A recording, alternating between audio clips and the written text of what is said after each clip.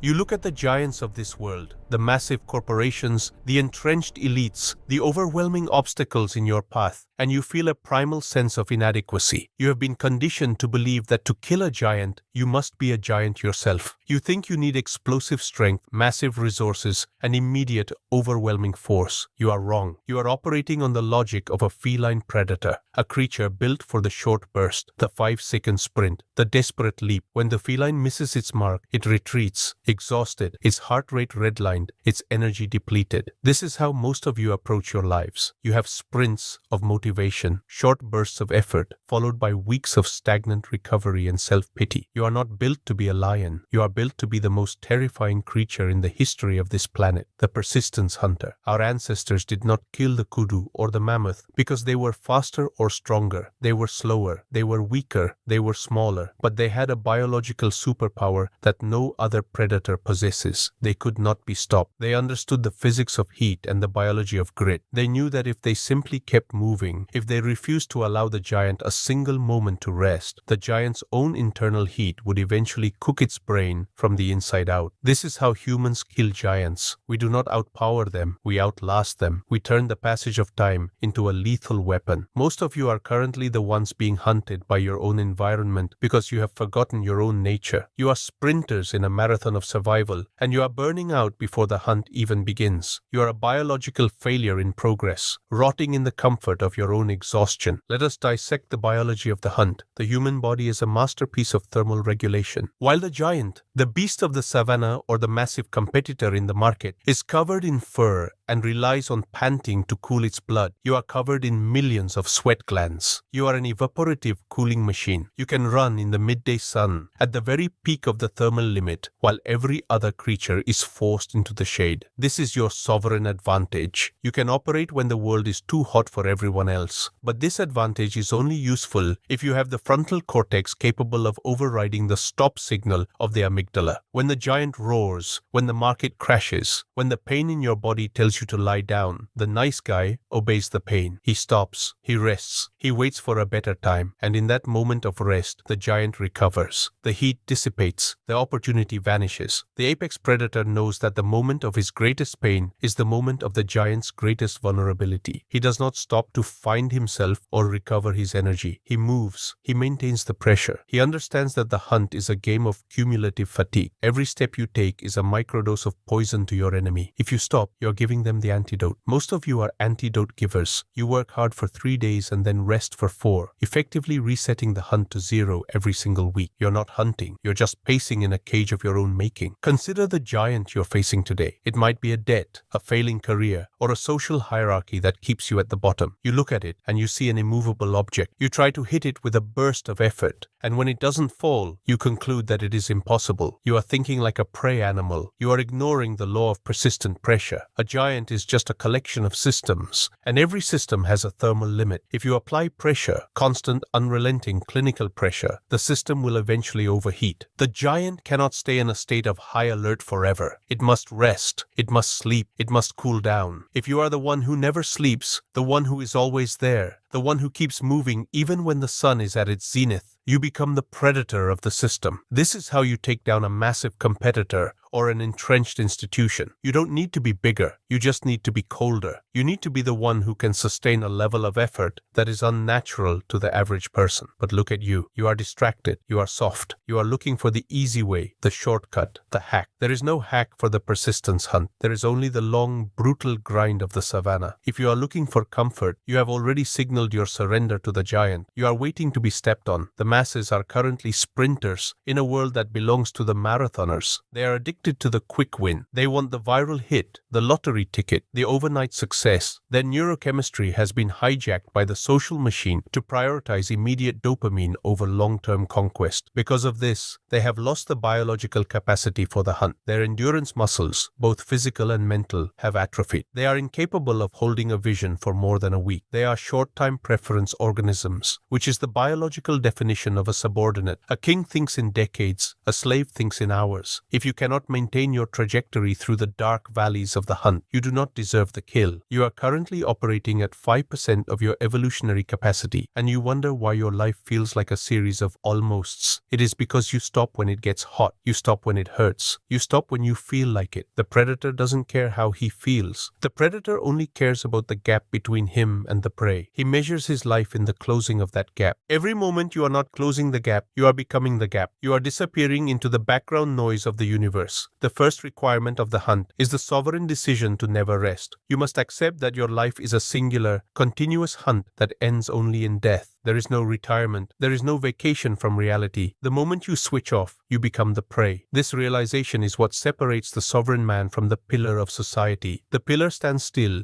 and is eventually eroded by the wind. The hunter moves and is strengthened by the struggle. You must perform a clinical audit of your own energy leaks. Where are you wasting your life force on sprinters' games? Where are you giving the giant time to recover? You must recognize that your current state of comfortable exhaustion is actually a form of active decay. You are choosing to rot because the hunt is too hard. This is the ultimate betrayal of your ancestors, who ran through the thorns and the heat so that you could exist. You are a biological disgrace, using their survival as a cushion for your own laziness. The only way to redeem yourself is to stand up, fix your gaze on the giant, and start moving. Do not look for a motivation or a reason. The hunt is its own reason. The kill is its own reward. To kill a giant, you must first master the biological hallucination of exhaustion. Your brain is a cowardly architect. It has installed a central governor within your nervous system, designed to stop you long before your physical limits are reached. When your lungs burn, when your muscles scream, and when your mind begs for a distraction, that is not the truth. That is a defensive lie. It is a chemical broadcast designed to keep you safe, small, and predictable. The nice guy hears this signal and obeys it instantly. He calls it listening to his body or practicing self-care. In reality, he is practicing self-sabotage. He is allowing his primitive survival mechanisms to override his sovereign ambition. The apex predator understands that the sensation of fatigue is merely a status report, not a command. He knows that the giant, the massive institution, the powerful rival, or the overwhelming debt is also feeling the heat. But while the giant relies on its sheer mass to survive, the persistence hunter relies on his ability to ignore the brain's stop signal. You are currently a slave to your own perceived limits. You are stopping at 40% capacity because you have been conditioned to fear discomfort. You are a biological engine with a governor set so low that you are barely moving, while the giant is slowly but surely recovering because you gave him the space to breathe. Let us analyze the psychology of attrition. The giant is built for a world of stability. It has high overhead, massive energy requirements, and a deep-seated ego that tells it is invincible. But mass is a liability in a persistence hunt. Every pound of muscle the giant has requires oxygen. Every layer of bureaucracy the corporation has requires time. Every ounce of ego your rival has requires validation. The giant is a thermal disaster waiting to happen. To kill it, you do not need a direct confrontation. You need to create an environment of constant low-level friction. You need to be the anomaly that never goes away. When you apply pressure 24 hours a day, 7 days a week, you trigger the giant's stress response. In a state of constant stress, the giant begins to make mistakes. It overreaches. It panics. It burns through its reserves. The persistence hunter thrives in this friction. He doesn't look for a knockout blow. He looks for the cumulative error. He knows that if he keeps the giant moving, if he keeps the giant thinking about him, the giant will eventually collapse under the weight of its own inefficiency. Most of you fail because you want the quick kill. You want the drama of the battle without the discipline of the siege. You are looking for a miracle when you should be looking for a stopwatch. Consider your own dopamine circuitry. You have been trained by the social machine to crave immediate results. You want the like, the view, and the profit now. This high-time preference is the mark of the prey. It makes you impatient, and impatience is a thermal leak. The persistence hunter has decoupled dopamine. He doesn't get his reward from the kill. He gets it from the closing of the distance. He finds satisfaction in the fact that he is still moving while the world is sleeping. He enjoys the cold realization that he is the only one left on the field. This is how you achieve psychological sovereignty. When you no longer need the world to tell you that you are winning, you become an unstoppable force. But look at your current state. You are addicted to external validation. You check your stats every hour. You look for hacks to bypass the work. You are trying to outsmart the savannah, but the savannah has no shortcuts. You are a biological toddler throwing a tantrum because the giant didn't fall on day one. You are currently the one being exhausted by your own expectations. You are being cooked by your own impatience. The masses are currently biological noise. They move in random directions, driven by whatever emotional wind is blowing that day. They have no vector, no persistence, and therefore no power. They are the background radiation of the human hierarchy. If you want to move from the noise to the signal, you must adopt the standard of the constant. You must decide that your effort is independent of your mood. You must recognize that motivation is a parasite that lives on novelty. When the novelty wears off, the motivation dies, and the lone wolf goes back to his den to rot. The apex predator replaced motivation with systemic brutality. He has built a life where the hunt is the default setting. He doesn't try to work, he simply operates. He has automated his persistence. This is why the protocol, 260, is so lethal in the digital age. It allows you to build YouTube systems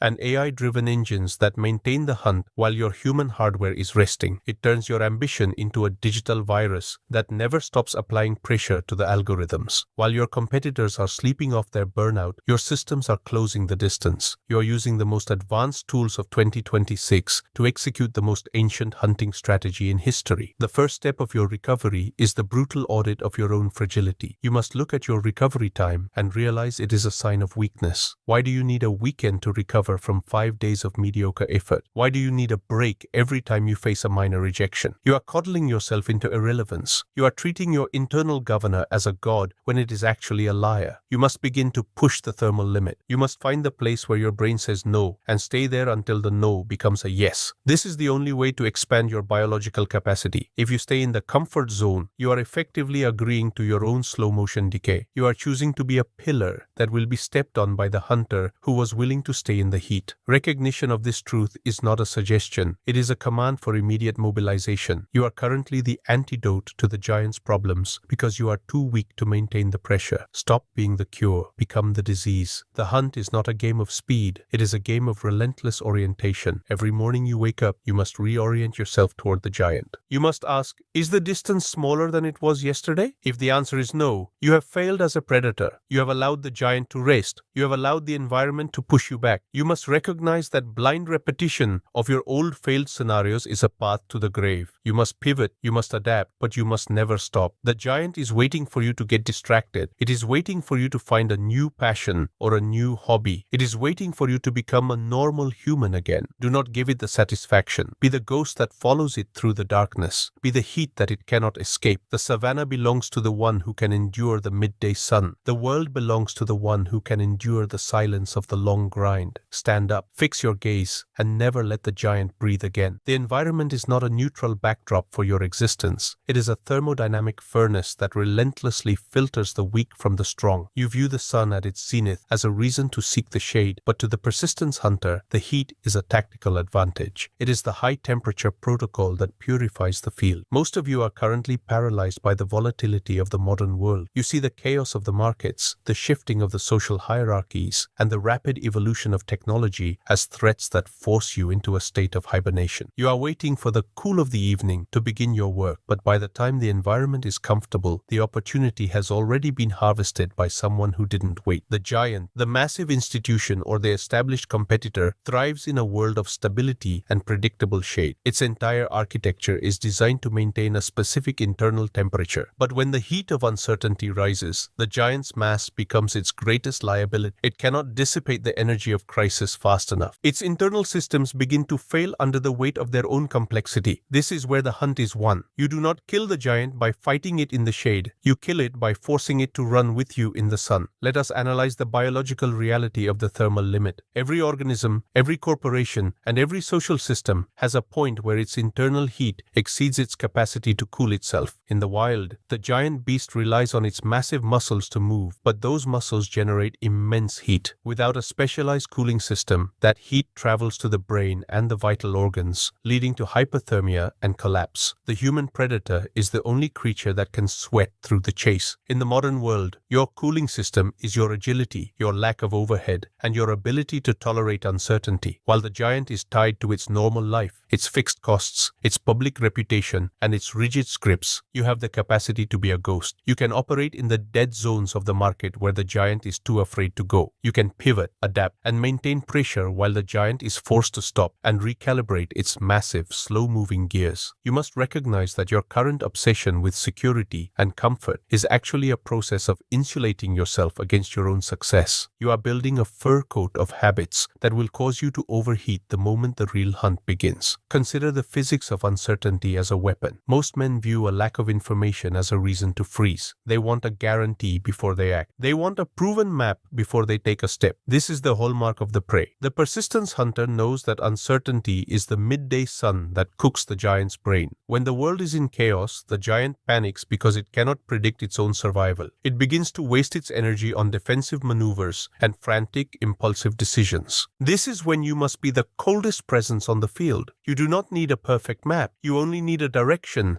and the biological will to keep moving. By maintaining your trajectory through the chaos, you become the constant that the giant cannot account for. You become the predator that is cooled by the very uncertainty that is killing everyone else. But look at your own behavior. You are the first one to panic when the signal gets noisy. You are the one looking for a leader or a guru to tell you what to do. You are delegating your survival to the very systems that are designed to harvest you. You are a biological subordinate, begging for the shade while the hunt of the century is happening in the sun. The masses are currently thermal disasters. They are bloated with the heat of their own emotions, their petty grievances, and their addiction to being understood. They have no internal radiator. Every minor setback in their life causes an immediate systemic shutdown. They call it burnout or stress, but it is actually just the failure of their internal cooling systems. They have forgotten how to process the heat of reality. To move from the poles to the sovereign position, you must develop thermal hardening. You must deliberately expose yourself to the heat of the hunt until your nervous system adapts. You must find the situations that make you the most uncomfortable, the high-stakes negotiations, the complex digital builds, the moments of absolute isolation, and you must stay there until you are the coldest thing in the room. This is the only way to kill the giants of 2026. You must be the one who can operate in the red zone of volatility for months on end without breaking. This is why the protocol, $260, and the YouTube AI Masterclass are the ultimate weapons for this era. They provide you with the synthetic cooling of automation. They allow you to build a digital presence that applies unrelenting pressure to the algorithms, maintaining the hunt 24/7 without the risk of human fatigue. You are using the most advanced cooling technology to outlast the giants who are still relying on human-heavy, slow-moving structures. The first step of your integration into the hunt is the brutal rejection of comfort. You must look at your normal life and see it for what it is, a death trap. Every luxury you have, every routine that makes you feel safe, is a layer of fur that will kill you when the heat of the market rises. You must begin to strip away the unnecessary. You must become lean and lethal. You must recognize that your current self is a high-maintenance organism that requires too much external support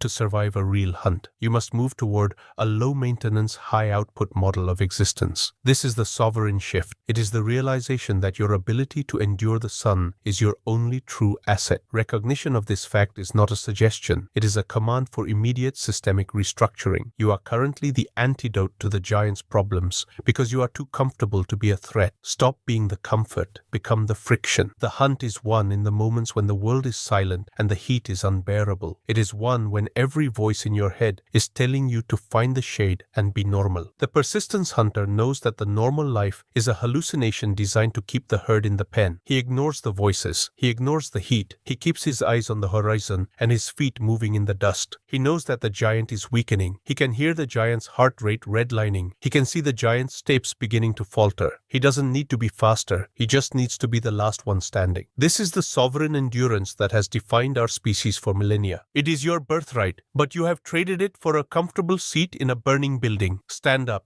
Shed the weight of your illusions. Fix your gaze on the objective and prepare to walk through the fire until the giant is nothing but bone. The giant is swaying. You can see the tremor in its massive limbs, the way its eyes lose focus, and the desperate, ragged quality of its breath. This is the moment most amateurs fail. They see the giant falter and they assume the hunt is over. They relax their pace. They let their focus drift and they celebrate a victory they have not yet secured. They do not realize that a wounded giant is at its most dangerous. But you, the persistence hunter, you do not celebrate. You do not smile. You do not even breathe a sigh of relief. You simply close the distance. You have maintained the pressure through the heat, through the silence, and through the agony of your own limits. And now you are here to witness the inevitable collapse of a system that thought it was immortal. The kill is not a dramatic explosion of violence. It is a clinical, cold realization that the giant's internal architecture has finally surrendered to the law of entropy. Its heart has redlined for too long. Its brain has been cooked by the very uncertainty it tried to ignore. You are not killing the giant with a spear. You are killing it by being the only constant in its world of failure. You are the biological evidence that endurance is the ultimate form of dominance. Most of you watching this are currently the ones swaying. You are the giants of your own small, ego-driven worlds, and the environment is closing in. You are overheating because you refuse to shed the fur of your illusions, and your collapse is not a possibility. It is a scheduled event. You are a dying system, and the only question is whether you will rot where you fall or use your final spark of life to become the hunter. The transition from the hunt to the kill requires a complete decoupling from your human emotions. You must view the fallen giant not as a victim, but as a resource, a collection of energy, information, and territory that now belongs to the one who outlasted it. This is the sovereign harvest. When a massive competitor fails, when a market resets, or when a social hierarchy dissolves, the energy does not disappear. It is redistributed to those who are still standing. If you are not prepared to take the territory, someone else will. This is where your nice guy programming will attempt to sabotage you. It will tell you to feel bad for the fallen. It will tell you that the harvest is greedy. This is the voice of the prey attempting to protect its own kind. The apex predator understands that the harvest is the biological reward for the risk of the hunt. It is the surplus energy required to build your own dynasty, to secure your family, and to harden your fortress against the next cycle of heat. But look at you. You are afraid to take what you have earned. You are still looking for permission to be powerful. You are a biological eunuch standing over the kill and wondering if it is polite to eat. You are a disgrace to the millions of years of evolution that put you at the top of the food chain. If you do not take the harvest, the savannah will recycle you along with the giant. You must recognize that your current identity is the primary barrier to your harvest. You have been trained to be a pillar of society, which is just a fancy term for a stationary target. You have been taught to value stability over sovereignty, and the result is the stagnation of your spirit. The persistence hunter knows that stability is a hallucination. The only real stability is found in your own adaptive capacity, your ability to keep moving when the world stops. Every luxury you cling to, every social reputation you defend,